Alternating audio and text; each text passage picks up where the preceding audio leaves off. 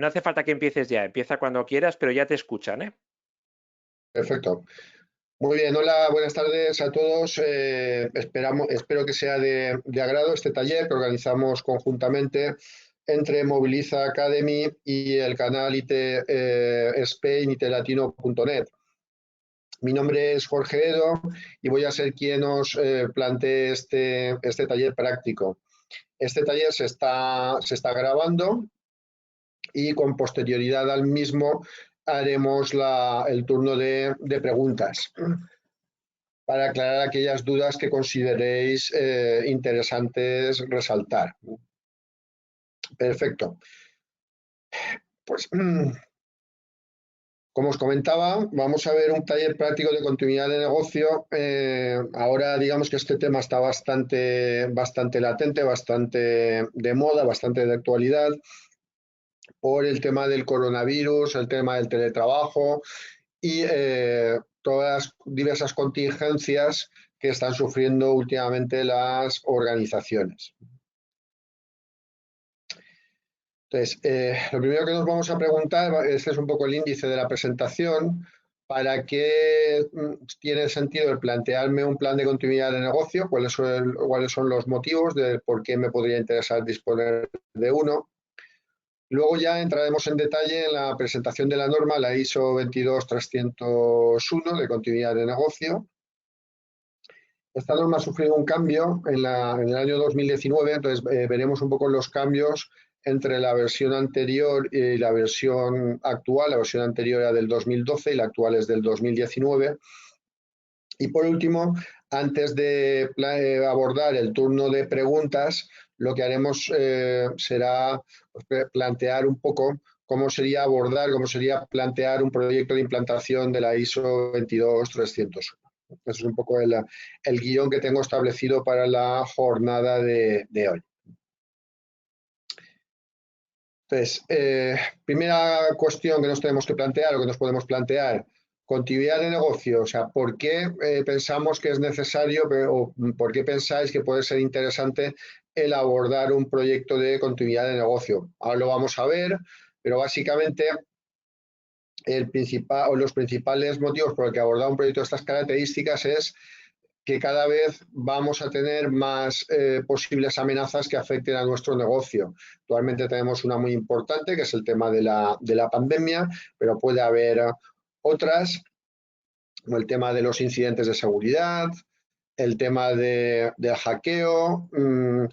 Cada vez tenemos más dispositivos, con lo cual la probabilidad o la posibilidad de que tengamos más brechas de seguridad es más alta. Entonces, eso es un poco la explicación de todo este tipo de cosas. En este gráfico veis un poco la evolución de los ciberataques detectados bueno, más que detectados, dados de alta en España a lo largo de los últimos años y incidentes gestionados directamente por el CCNC, el Centro Criptológico Nacional. Entonces aquí veis un poco la evolución, como veis la curva, digamos que se va ampliando bastante y prácticamente cada año duplica en relación al año anterior. En este primer gráfico vemos la evolución desde el 2009 hasta el 2015. Como veis, la evolución es exponencial y aquí en este último gráfico vemos la evolución entre el año 2014 y el año 2017. Como vemos, el incremento se mantiene bastante en alza. A destacar en los últimos años, en el 2016, 2017, y los años posteriores que evidentemente no aparecen aquí en la gráfica, incidentes que se presenten con muy alta peligrosidad, que aparecen aquí en color naranja. ¿Y de dónde vienen todo este tipo de incidentes? Pues de muchos sitios, o sea, principalmente ciudadanos y empresas, pero también universidades, operadores estratégicos, pero la mayor parte de los ataques que se producen tienen el destino las pymes, las empresas pequeñas. Digamos que son las empresas que están más expuestas a este tipo de ataques, ya que son empresas que, digamos, no disponen de muchas medidas de seguridad. A nivel de fuentes, o sea, a nivel de por países, vemos aquí en este gráfico, aquí vemos la evolución de un ciberataque conocido como ransomware a nivel mundial en el año 2016.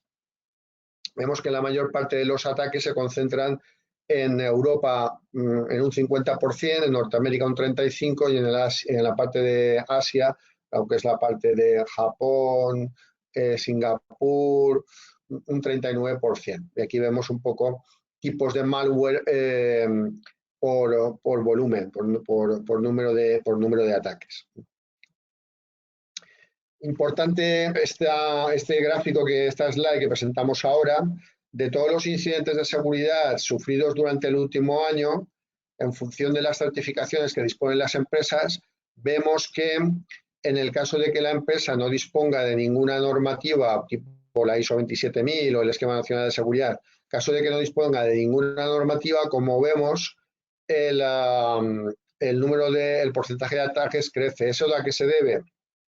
A que este tipo de las empresas que disponen de una normativa, el hecho de seguir esa norma conlleva que exista una cultura de seguridad de la información dentro de la organización, con lo cual es más difícil que un ciberdelincuente tenga éxito cuando se produce un ataque a una empresa que disponga de este tipo de certificaciones. Perfecto. Aquí vemos un poco la evolución en miles de millones de la compra de robots a nivel mundial. Como veis, también va creciendo de forma exponencial, o sea, cada vez más hay más robotización en las diferentes empresas, en las diferentes organizaciones, y eso cada vez lo que va a provocar es más brechas de seguridad, más posibles incidentes, más ciberataques. Vivimos, no hace falta que os lo comente, en un mundo hiperconectado. Tenemos una Smart TV en casa, tenemos la PlayStation conectada a Internet, tenemos uno o varios smartphones, el de empresa, el particular.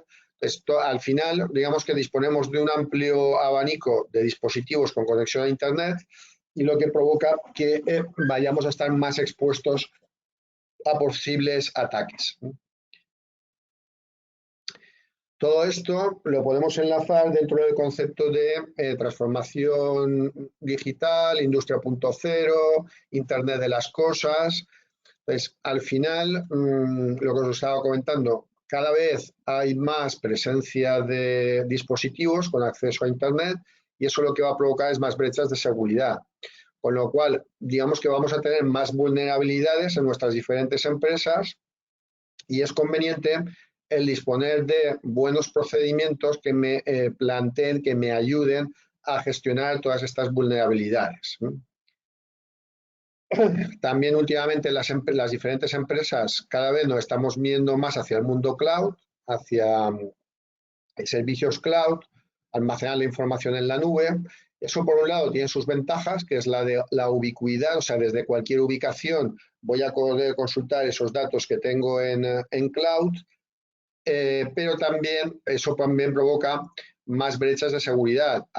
Digamos que poder utilizar diversos dispositivos, tengo más debilidades, tengo más activos que acceden a esos datos, a esa información y como consecuencia, evidentemente, puedo sufrir o puedo tener más ciberataques.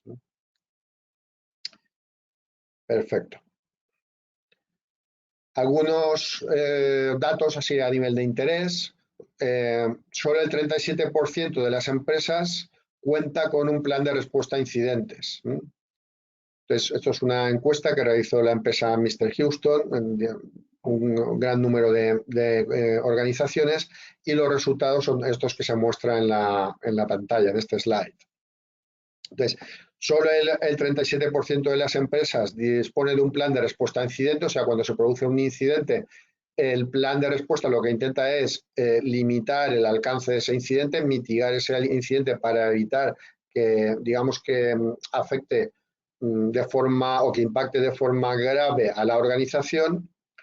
Luego, los ciberataques han aumentado de un 45-41% en el último año y el presupuesto medio para resolver un problema de seguridad es de 37.000 euros, más o menos. En el 2017 se registraron casi 160.000 ciberataques dirigidos a negocios en España, ¿no? O sea que no está mal. El coste de los ciberataques asciende actualmente pues, a 265 millones de euros. Y el 70% de las empresas afectadas por ciberataques, como lo que os comentaba anteriormente, son pymes. La mayoría de las empresas afectadas por ciberataques, la mayoría de ellas son pymes. ¿Quién es el atacante? ¿De dónde viene el origen de estos ataques? Pues en un 24% son ataques internos, bien por desconocimiento, bien por mala fe. Pues, principalmente vienen derivados del tema del uso de pendrives, o sea, el empleado en cuestión pues hace un mal uso de ese pendrive, lo pierde, en ese pendrive hay información confidencial y eso provoca una brecha de seguridad. Otro de los temas donde proviene gran parte de los incidentes es el tema del beyond, del Bring Your Own Device, o sea, utilizar mi propio dispositivos personales, smartphones, tablets, portátiles, para con ese dispositivo personal, que es propiedad del empleado, acceder a información de la organización, acceder a información de la compañía. Otra parte donde los ciberdelincuentes ponen mucho énfasis y ponen mucho el foco es en el tema de las redes sociales. Cada vez más, digamos que estamos retransmitiendo nuestra vida a través de las redes sociales, fotos en tal ubicación, fotos en tal otro sitio, y eso lo que le da a los ciberdelincuentes una información adicional que pueden utilizar para atacar o para hacer una ingeniería social contra nuestra organización y que impacte de lleno en nuestro negocio con el ataque que se produzca. Eso también puede provocar fuga de datos, o sea, pérdidas de datos con el consiguiente impacto para la empresa y robo y venta de información sensible. Cada vez más las empresas tienen información de carácter estratégico importante dentro de sus respectivas organizaciones. Entonces, los ciberdelincuentes aprovechan el disponer o el tener esa información para luego poder venderla bien por parte de algún empleado interno deshonesto o bien por parte de algún ciberdelincuente externo. Lo que os decía, un 24% de ataques internos y un 76% de ciberataques o ataques externos maliciosos. Hay que principalmente que utilizan pues, ingeniería social, denegación de servicio, uso de bots, o sea, robots que se encargan de hacer ciberataques de forma automatizada, el tema del malware, spam, virus, ransomware, o sea, y hemos puesto un pequeño ejemplo, pero vamos, os podéis imaginar la gran cantidad de tipos de ataques que nos vienen todos los días desde el exterior por parte de ciberdelincuentes. Visto esto, vamos a ver cómo nos puede ayudar la norma, la ISO 22301, a resolver este tipo de cosas. Entonces, ¿qué pasa en una situación de desastre? Pues por un lado, protecciones físicas pueden estar comprometidas. Por otro lado, podemos tener el procesamiento de datos esté reubicado, o sea, que reubiquemos el procesamiento de la información, o sea, tengamos un problema del CPD principal y tengamos que ubicar ese CPD principal en otra ubicación. Para eso también, si tengo que hacer una reubicación, pues tendré que hacer un traslado de personal desde el centro principal hasta el centro de backup, hasta el centro secundario. Si tenemos un desastre regional, pues evidentemente no solo nosotros, sino nuestras familias también se pueden ver llegar a estar afectadas. En un ciberataque o un ataque de estos a gran escala, un atentado terrorista o un terremoto o una inundación, una explosión de gas, puede ocurrir que nos afecte nuestra ubicación y que en ese momento pues, la alta dirección de la empresa pues, esté desaparecida y no la podamos localizar. Al fin y al cabo, lo que todo esto provoca que son problemas a la hora de la toma de decisiones. O sea, tenemos una situación de impasse desde que se ha producido el incidente hasta que empezamos a tomar las decisiones y tenemos una situación un poco de desorientación. ¿Qué hacemos? ¿Quién toma las decisiones? ¿Qué es lo que tenemos que hacer? Entonces, para evitar todo este tipo de cosas, ahí es donde nos va a ayudar el plan de continuidad de negocio. La idea es todos esos escenarios que se puedan producir, tenerlos predefinidos de antemano, haberlos probado y en ese caso, digamos que no hace falta que tomemos una decisión en ese momento, que probablemente sea una decisión precipitada y nos provoque un error, sino que ese plan, ese procedimiento, esa planificación ya la tenemos realizada de antemano y ya os digo, no hace falta que en el momento del desastre, con el estrés del momento y con el desánimo que se puede producir, probablemente ahí tomemos una mala decisión que tenga consecuencias nefastas para nuestro negocio. Esta norma, al fin y al cabo, lo que establece la ISO 22301 de Plan de Continuidad de Negocio, establece unas buenas prácticas que me van a ayudar a gestionar mi negocio de forma correcta y a poder hacer frente a posibles contingencias que se puedan producir.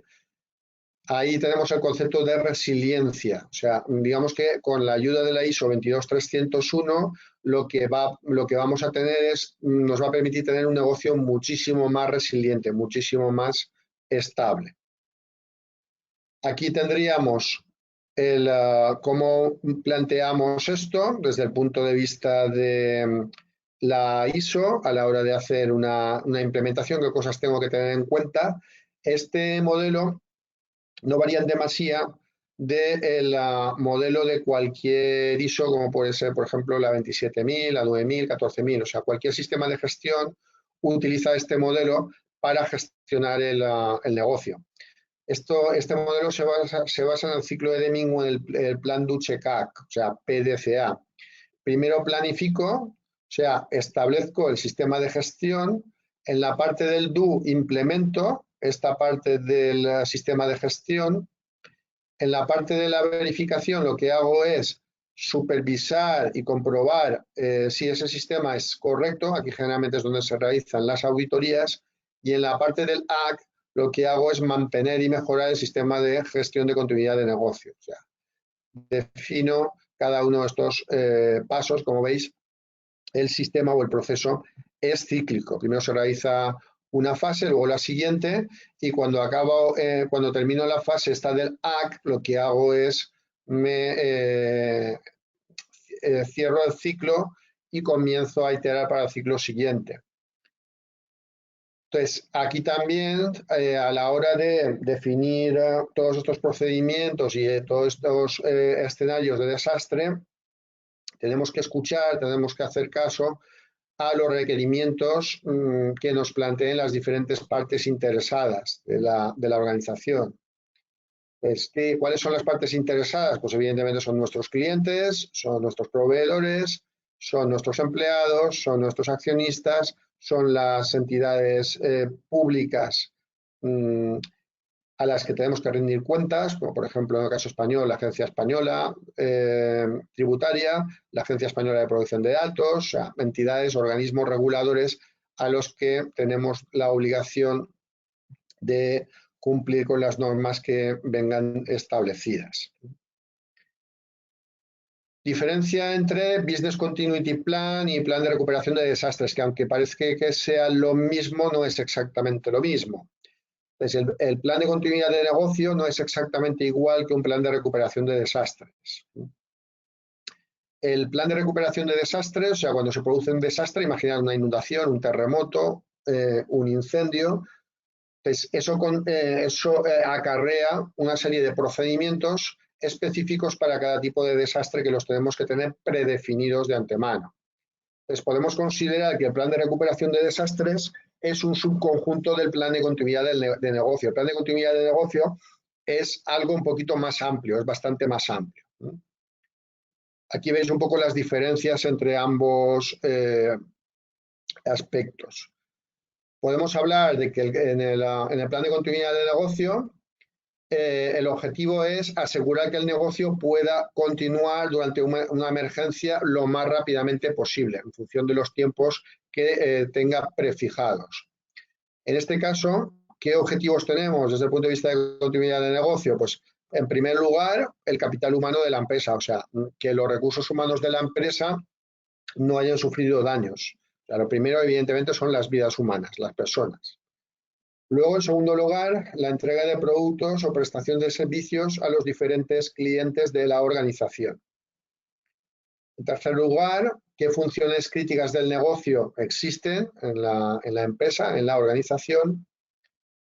Y en contraposición, el plan de recuperación de desastres, el objetivo que nos marcamos es recuperar la tecnología lo más rápidamente posible. Fijaros que en el primer caso, en continuidad de negocio, hablamos del negocio y en la recuperación de desastres hablamos de la tecnología. O sea, está muy centrado en la tecnología y en la otra parte está muy centrado en el negocio. Entonces, cuando hablamos de tecnología, ¿qué incluimos aquí? Pues datos, hardware, software necesarios para reanudar las operaciones de TI críticas de la organización.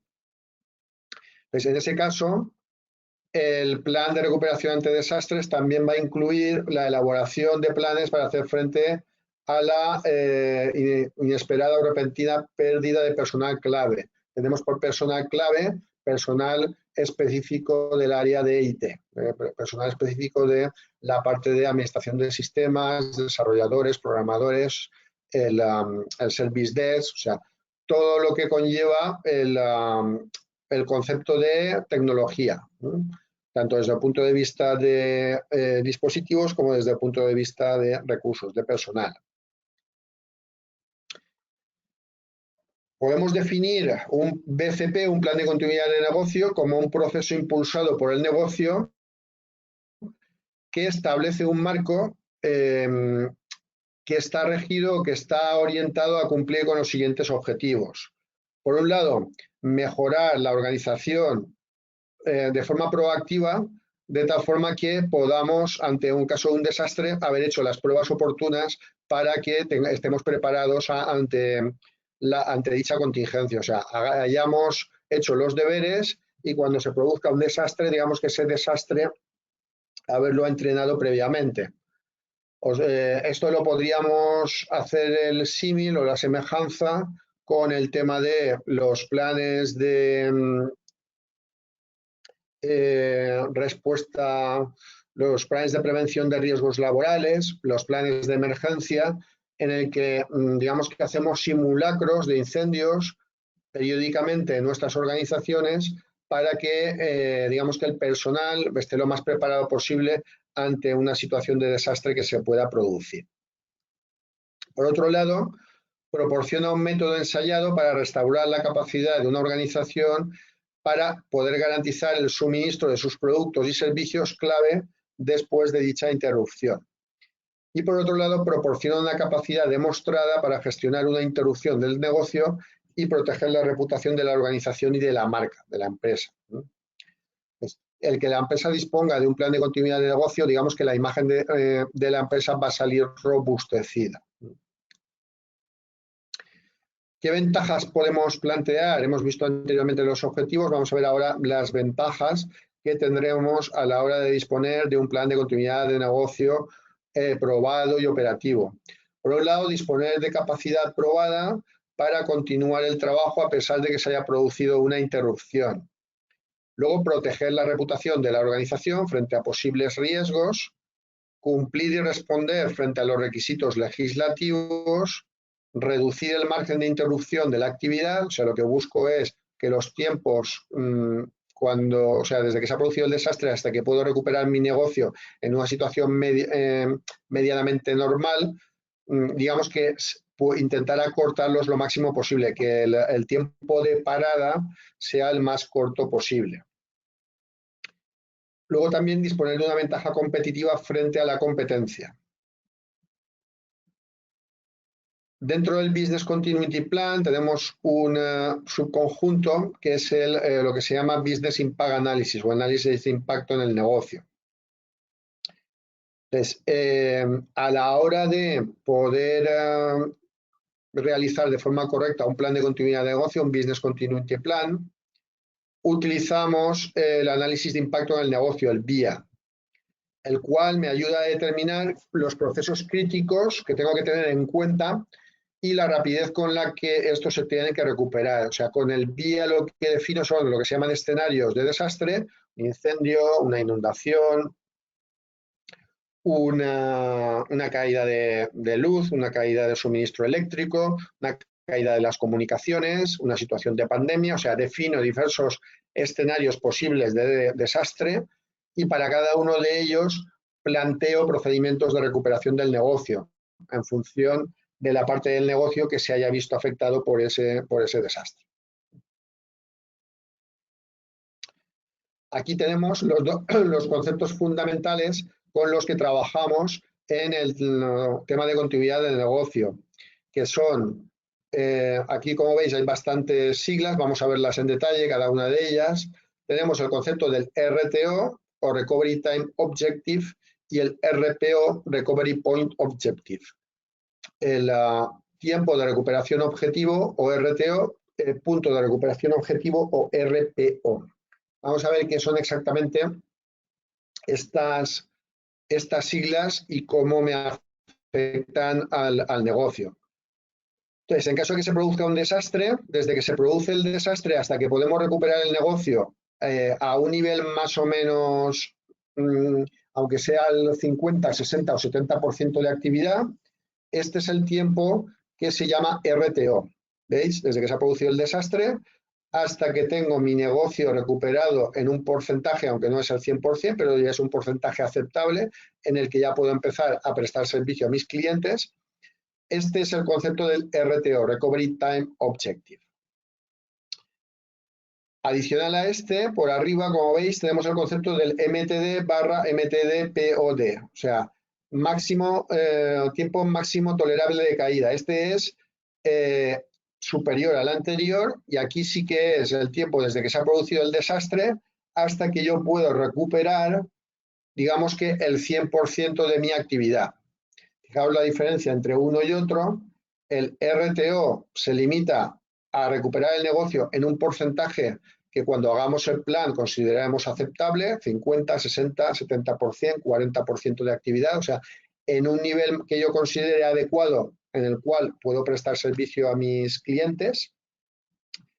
Y pues más amplio que este, tenemos el otro concepto de MTD, Maximum Tolerable Downtime, o sea, tiempo máximo de parada, desde que se produce el desastre hasta que recupero mi negocio al 100%.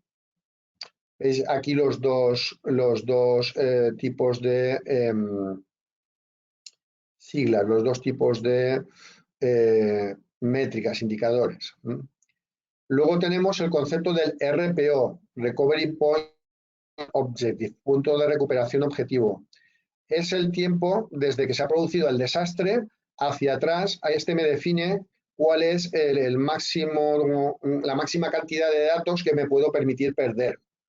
Entonces, así como el RTO y el MTD me marcan la estrategia de recuperación en función del tiempo, si estos tiempos son cortos, 1 hora, 2 horas, tendremos que ir a modelos en el que planteemos el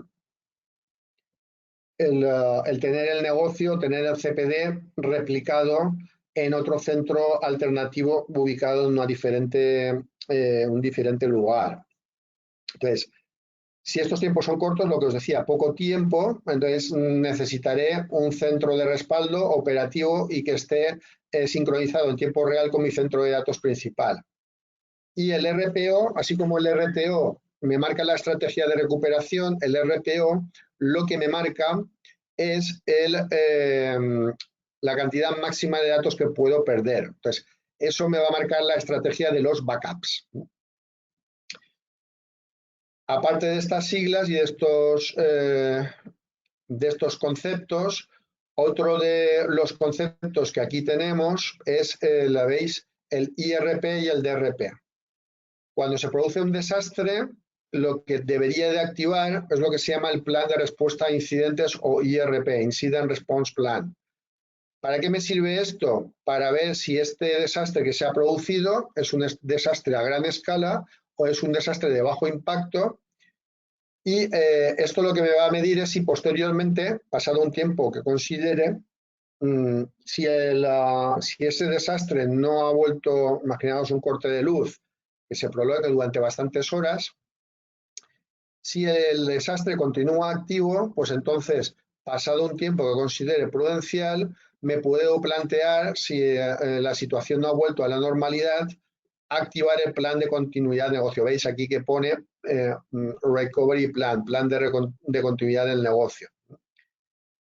Y junto con esto viene asociado el DRP o Disaster Recovery Plan. O sea, desde que se ha producido el desastre hasta que empiezo a recuperar mi negocio y lo tengo al 100%, aquí tengo el concepto de Disaster Recovery Plan o plan de recuperación de desastres.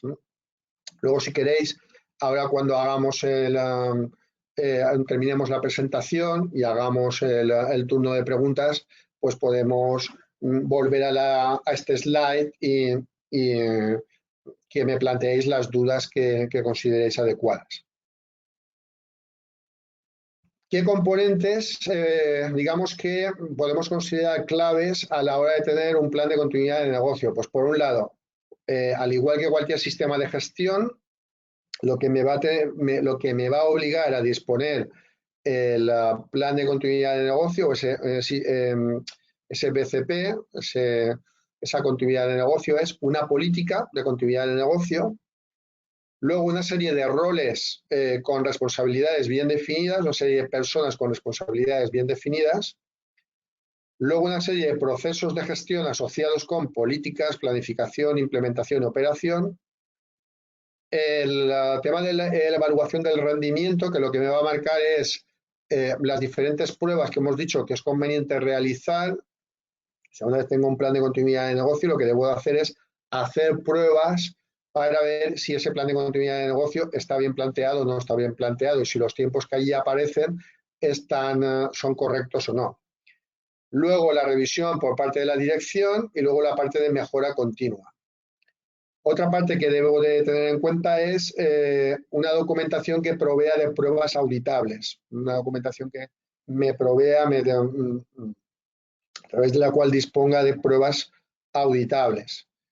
Y cualquier proceso de gestión de la continuidad del negocio que considere pertinente dentro de la organización, cualquier proceso de gestión de la continuidad pertinente dentro de la organización. La ISO 22301, versión 2019. ¿Qué cambios aparecen principalmente en esta release, en esta nueva versión, comparado con la versión del 2012? Básicamente, indicaros a aquellos que ya tengáis implementada la versión del 2012 que no existen unos cambios de calado, no hay cambios de un nivel importante. Entonces, con lo cual, si no existen cambios relevantes entre una norma y la otra, me va a ser relativamente sencillo adaptar mi plan de continuidad de negocio de la versión 2012 a la versión 2019. Entonces, sí que hay algunos cambios desde el punto de vista de los conceptos, las definiciones y ahora vamos a ver un poco a grandes rasgos cuáles son los principales cambios entre las dos versiones. Uno de los puntos a favor de ese cambio es que se reduce el número de requisitos. O sea, con la versión nueva, digamos, se limita un poco los requisitos a los que está obligada la organización. En la sección 4.1 de la versión 2012 se prescribía, digamos, paso por paso lo que la empresa debería tener en cuenta o debía de hacer. Aquí, digamos que con la nueva versión se es un poquito más flexible y se deja un poquito más de manga ancha para que la empresa se adapte un poco a la norma. Entonces, se deja más flexibilidad y no se es tan estricto con los requisitos que me obliga a cumplir. Luego, por otro lado, en ambas versiones, esto pasa al igual que pasa con cualquier ISO, en cualquier sistema de gestión. Lo que me obliga es a tener un liderazgo fuerte para que la organización, digamos, que no se resienta de que la alta dirección, digamos, que deje de lado un poco el poner recursos para que esto se lleve adelante. Entonces, sí que cabe señalar que en la versión anterior se requería una participación activa en el ejercicio y en todas las etapas de desarrollo del proyecto. En esta nueva versión, digamos que lo que se busca es que la alta dirección sea conocedora del proyecto, pero no hace falta que se pongan manos a la obra en cada una de las fases. O sea, es importante que provea de recursos, proporcione los requisitos adecuados, pero que no hace falta que participe de forma activa en cada una de las fases de la implementación. Aquí el tema de las categorías de impacto sí que ha cambiado un poco. Entonces, en la sección 8.3 ha cambiado el nombre a Estrategia y Soluciones de Continuidad de Negocio, en lugar del antiguo Estrategia de Continuidad de Negocio. ¿Veis? Un pequeño cambio de nomenclatura. Luego, en el apartado de nivel de impacto, para no reanudar una actividad, en la versión del 2012 se definía la cantidad y tipos de riesgos, y en la versión actual, digamos que se deja un poquito más flexibilidad. Como veis, estamos volviendo otra vez a lo mismo, de que con la versión actual no se es tan rígido y los requisitos no son tan estrictos como pasaba en la versión anterior. Ya visto esto, las diferencias entre las dos versiones, para aquellos que tengáis todavía o que estáis trabajando con la versión del 2012, vamos a ver qué cosas tenemos que hacer o qué cosas podemos plantear para implantar con éxito esta normativa. Y aquí nos viene un poco, he intentado resumir lo máximo posible las diferentes fases para que os sea fácil el ligar una fase con la siguiente. Entonces, la primera fase sería enfocarnos en el negocio. Entonces, se integra en el contexto de las actividades comerciales a través de la organización. O sea, esto define un poco la parte de contexto desde el punto de vista del negocio. La segunda parte, en lugar de hablar del negocio a nivel de procesos, servicios, productos que vendemos, lo centramos más en la parte de tecnología, en la parte de sistemas. En la parte 3, aquí, como cualquier sistema de gestión, esto para que se llegue a buen puerto, es importante que apliquemos unas buenas prácticas de gestión de proyectos, que tengamos una buena metodología de gestión de proyectos que nos ayude a implementar esto más fácilmente. En el apartado 4, en la fase 4 de enfoque integrado, aquí podemos integrar este estándar con otros estándares que tengamos definidos en la organización, ISO 9001, 14000, 27001. Pues en caso de que tengamos varias ISOs, como las cláusulas son las mismas, eso me va a facilitar el integrar determinada documentación y el poder gestionar los dos sistemas en paralelo, que me va a resultar mucho mejor que tenerlos que gestionar de forma separada.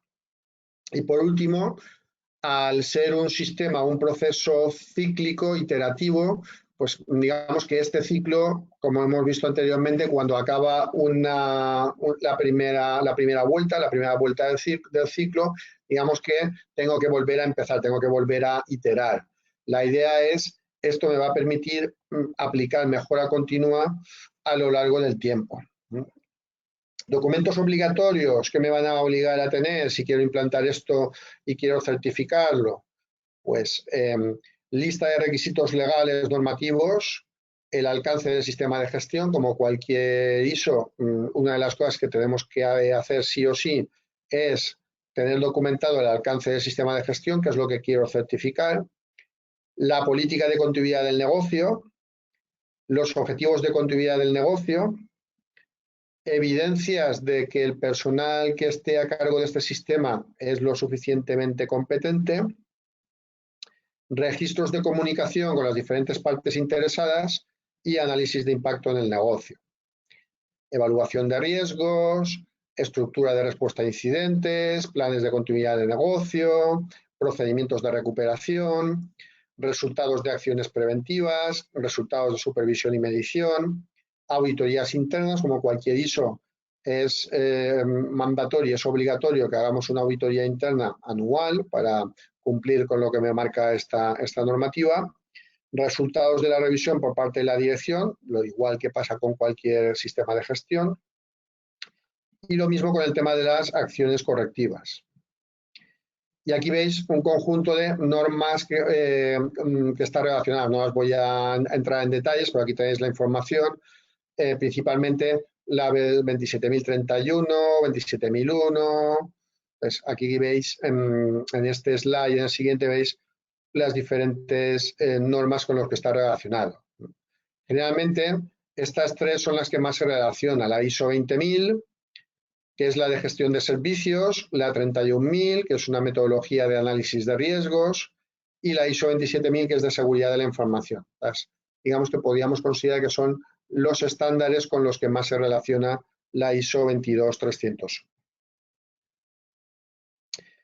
Ya como resumen, podemos plantear cuáles serían un poco los elementos claves de mi plan de continuidad de negocio. En este slide resumimos un poco todo lo que hemos visto a lo largo de esta presentación. El plan de continuidad de negocio, digamos que tiene tres subconjuntos, que es el plan de manejo de crisis, o sea, cómo voy a comunicar a mis diferentes interesados esta situación de desastre que se acaba de producir. Hay una parte importante que es la parte de continuidad de las operaciones, que está muy ligada a IT, y hay otra parte importante que es el tema de respuesta a emergencias. O sea, generalmente puede darse caso de que mi plan de continuidad venga como consecuencia de una emergencia, que es la situación que tenemos actualmente de pandemia, o un terremoto, o un volcán. Entonces, en el caso de que tengamos una emergencia grave, pues aparte del manejo de crisis y de continuidad de las operaciones, tendremos que hacer también la parte de respuesta a emergencias, que aquí lo que tendremos que establecer un diálogo fluido entre las organizaciones gubernamentales que se encarguen de solucionar dicha emergencia. Os digo, el ejemplo que podéis tener es el que tenemos actualmente de la pandemia. Entonces, en el momento que detectamos un caso positivo, lo aislamos, avisamos al centro de salud o al teléfono que tengamos de emergencias para que se aplique el protocolo de aislamiento de esta persona y automáticamente también las personas que estén en contacto con esta, digamos que le realicen las pruebas oportunas. Entonces, dentro de estos elementos, dentro del plan general de manejo de crisis, podemos tener el plan de comunicaciones, el plan de asistencia a recursos humanos, dentro del plan de continuidad de las operaciones, que esto entraría más dentro de la parte IT, tenemos los planes de contingencia de equipos, los planes de continuidad de procesos de la organización y los planes de recuperación de desastres. Y la parte de respuesta a emergencias, lo que os decía, eso va más relacionado con coordinación, con colaboración con las entidades locales o nacionales a cargo de gestionar dicha emergencia. Conclusiones de todo esto, de todo lo que hemos visto en el día de hoy, en este webinar. Pues importante comprender el concepto de continuidad de negocio, que es la continuidad del negocio. Es importante definir esto como un marco de trabajo y lo que os decía anteriormente, gestionarlo como un proyecto, porque ya nos va a llevar bastante tiempo, o sea, esto no es algo que se haga en 5 minutos. Tener claro qué es lo que nos puede pasar durante una interrupción del negocio, poder organizar los equipos de trabajo, comprender el alcance de las diversas estrategias, preparar la gestión de crisis y luego, importante también lo que os decía, realizar los simulacros y ejercicios para poder recuperar el negocio y que la documentación que tengamos, digamos que cumpla en caso de que tengamos un desastre. Y ya nada más. Me quedo a disposición de vosotros para que me planteéis las dudas que queráis, aclaraciones y lo que consideréis. Muy bien, Jorge. Por aquí ando. Perfecto, Daniel. Ahí estamos.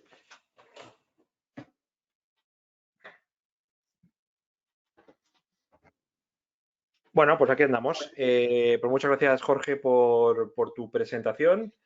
Ya sabéis, tenemos ahora unos minutos. Aprovechar que está Jorge aquí, lo tenemos a mano. Levantar la mano, que ya veo alguna mano levantada. Aquellos que queréis intervenir vía micrófono, ¿vale? Vía micrófono. No se va a ver la web, o sea que la webcam, o sea que tranquilos. Levantáis la mano accionando el iconito levantar mano del panel de control y yo os abro el micro. También podéis participar haciendo vuestras preguntas vía chat. A ver, Ramiro, de Ecuador, te voy a abrir el micro. Hola, Ramiro. Buenos días o buenas tardes.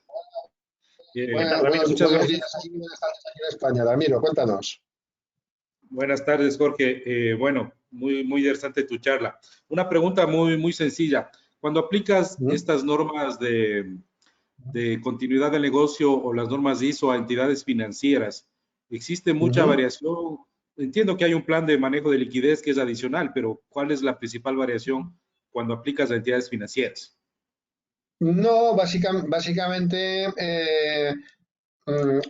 sea, la complejidad del proyecto va a depender del tipo de entidad donde se vaya a aplicar. Yo he trabajado durante muchos años en el entorno financiero, o sea que lo conozco bastante bien. Y una de las cosas que podemos indicar es que no hace falta el certificar la norma. O sea, son unas buenas prácticas. Yo lo que recomendaría es, antes de empezar un proceso de certificación con una certificadora, que eso, digamos que es un poco más complicado, más enrevesado, yo lo que os sugiero es que empecéis a aplicar estas buenas prácticas de continuidad de negocio en vuestras organizaciones y luego, más adelante, cuando vuestro sistema esté lo suficientemente maduro, ya digamos que os planteéis la certificación. Volviendo a lo que comentabas de las entidades financieras, claro, depende un poco la complejidad de los procesos que quiero restaurar. Una entidad financiera tiene muchos procesos y un impacto importante en el CPD principal, donde tenga su sede, puede provocar un desastre y que las oficinas no puedan acceder a dicha información.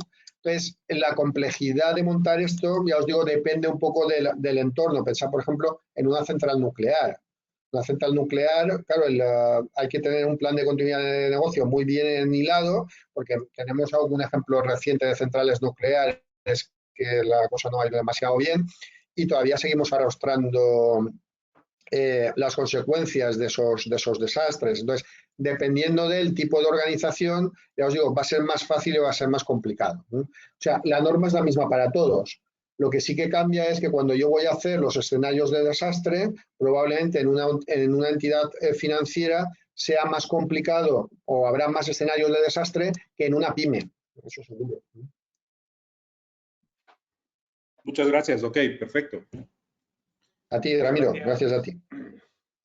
Pues si queréis participar, tenemos todavía tiempo, tenemos un par de minutos. Levantáis la mano accionando el icono levantar mano del panel de control. Jorge, este tipo de... En la experiencia que tú tienes aquí en España, ¿qué sectores, con qué sectores está trabajando ahora mismo más en este ámbito? Pues lo decía anteriormente. O sea, hay sectores que por ley están obligados a tener un plan de continuidad de negocio. El que comentaba Ramiro, los sectores financieros, los sectores que se llaman infraestructuras críticas, como son centrales nucleares, refinerías, puertos. Pues hay una serie de infraestructuras que sí que son bastante delicadas y ahí sí que es conveniente tener planes de continuidad de negocio. Pero para una pyme también nos vale.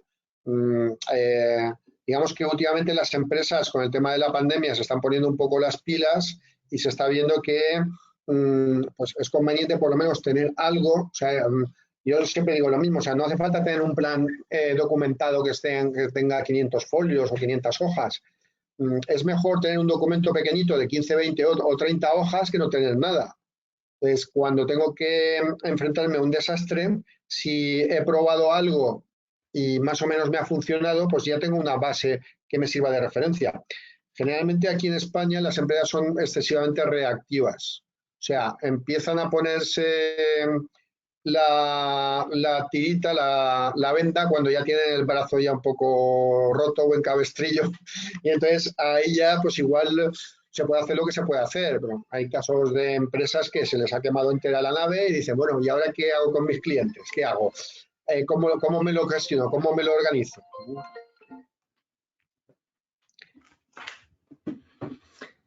Bueno, pues a ver, aquí hay una pregunta. Me comentan qué suele ser lo más complicado a la hora de poner en marcha un plan de continuidad. Pues por un lado, la colaboración del personal, porque para rellenar todo este tipo de información, lo que os he comentado antes, los RTOs, los RPOs, claro, eso el consultor o un área de la empresa no tiene por qué, vamos, no tiene los conocimientos adecuados para determinar esos tiempos. Eso lo tiene que plantear o tiene que dar esos números el responsable de ese activo, en este caso el departamento o el área en cuestión. Entonces, en muchos casos, cuando planteas, oye, vamos a hacer un plan de continuidad de negocio y tal, el día a día de las empresas, en muchos casos, se les come y no me marees. O sea, esto, vale, sí, te doy 4 datos y a partir de ahí te lo montas. Entonces, es importante, por eso es importante que el proyecto venga avalado por la alta dirección, porque si la alta dirección transmite a todos sus directivos, a todos sus responsables, la importancia del proyecto, pues digamos que el proyecto va a ir mejor. Entonces, por un lado, esa es la parte importante, o sea, la participación de las personas, o sea, que se tomen en serio el proyecto, y por otro, la parte de los escenarios, o sea, hacer bien los escenarios de desastre, o sea, hacer bien ese brainstorming de posibles escenarios de desastre que puedan ocurrir en mi empresa y a partir de ahí plantear posibles estrategias de recuperación. Bueno, pues por último, Jorge, recuérdanos un poquito lo que ofrecéis vosotros en este campo, que creo que es formación y consultoría, ¿no?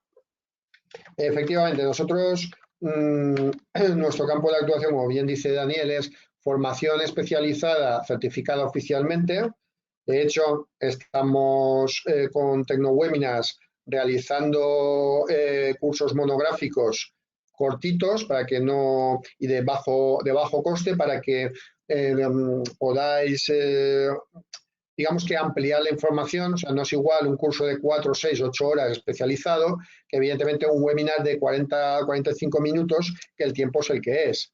Entonces, sí que estamos desarrollando junto con TecnoWebinars estos cursos que desde TecnoWebinars ya os pondrán al tanto de las temáticas, serán tanto desde el punto de vista de seguridad como desde el punto de vista de agilidad. Y como bien comentabas, nos dedicamos a formación y consultoría en continuidad de negocio, seguridad de la información 27001, en España esquema nacional de seguridad, pues ese es un poco nuestro ámbito de actuación. Muy bien. Muy bien, oye, pues Jorge, muchísimas gracias por tus explicaciones y nada, esperamos verte por aquí pronto.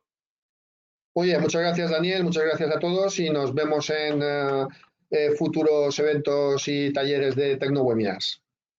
Exacto, y recordar que en demosdesoftware.com tenéis todos los webinars que ha venido haciendo Jorge Do hasta la fecha, que son unos cuantos. Un saludo y hasta la próxima. Adiós.